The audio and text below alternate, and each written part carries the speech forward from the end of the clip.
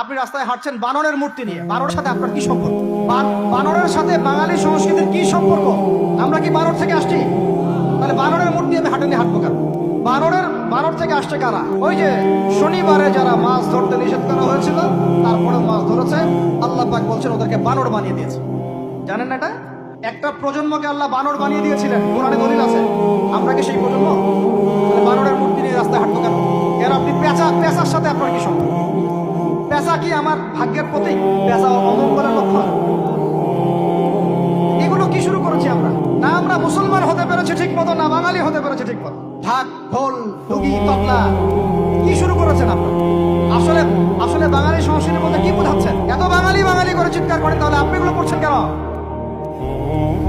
কথা বলেন। আমাদের বাপ দাদারা বাঙালি ছিলেন, খাঁটি বাঙালি, তাহলে আমরা কেন এখন জয়ীফ বাঙালি হলাম কেন? জাল বাঙালি হলাম? আপনার বাসার কমোড পর্যন্ত ইংরেজদের আদলে করা,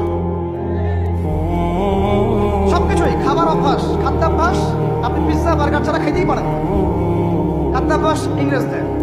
তারপরে খাওয়া হালাল না হারাম সেটা প্রশ্ন করছি না আমি। আপনি প্যাশনেট না তো আমাদের সংস্কৃতি নিয়ে? আমাদের সংস্কৃতির মূল জায়গাটা কই? পাঞ্জাবি পায়জামা তো করছেন না, এটা আমাদের সংস্কৃতি ছিল। সংস্কৃতি দেখেন, সংস্কৃতি কি ছিল আমাদের? আমাদের বাপদাদাদের যুগটা চলে যান, ওই ফজরের আগে তারা ঘুম থেকে উঠতেন, আসসালাতু খায়রুম মিনান নাওম কানে গেলে ঘুম থেকে উঠে যাইতেন, নামাজ পড়তেন, বাংলার ঘরে ঘরে কোরআন তেলাওয়াত শোনা যাইতো। এখন কি শোনা যায়?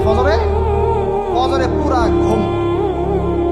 প্রথম কাতারে আপনি যে কটা মানুষকে পাবেন তার মধ্যে 90% দাড়ি পাকা যুবকদেরকে আপনি পাবেন। এরা ঘুমাচ্ছে রাত 3টায় 4টায়, 3-4টা পর্যন্ত এরা ফেসবুক, ইউটিউব, টিকটক এবং মেয়েদের সাথে হারাম অ্যাফেয়ার। এই ছেলেরা কি আদতে বাঙালি? এরা কি বাঙালি? না আমরা মুসলমান হতে পেরেছি ঠিক মতো, না বাঙালি হতে পেরেছি ঠিক মতো। যখন ইংরেজ বিরোধী বিদ্রোহ চলছিল না, তখন বাঙালিরাও কবিতা লিখেছিল হিন্দিতে। আপনারা তো এগুলো হিস্ট্রি পড়েনও না। তখন তারা বলতেন, একটা স্লোগান দিতেন, সরফরোশি কি তামান্না আব হামারে দিল মে হ্যায়, দেখনা হ্যায় জোর কিতনা বাজুয়ে কাতিল মে হ্যায়। বুঝেন না এই কথা? আমাদের মনের মধ্যে এখন সরফরোশি কি তামান্না, স্বাধীনতার চেতনা আমাদের মনের মধ্যে এসেছে। দেখার বাকি আছে জালেমের বাহুতে কত শক্তি আছে। আপনারা এখন কাজী নজরুল ইসলামের কবিতা পড়েন না। এক ভাই কবিতা আবৃত্তি করেছিলেন এখানে, খুব সুন্দর হয়েছে, মাশাআল্লাহ। এগুলোর চর্চা কোথায়?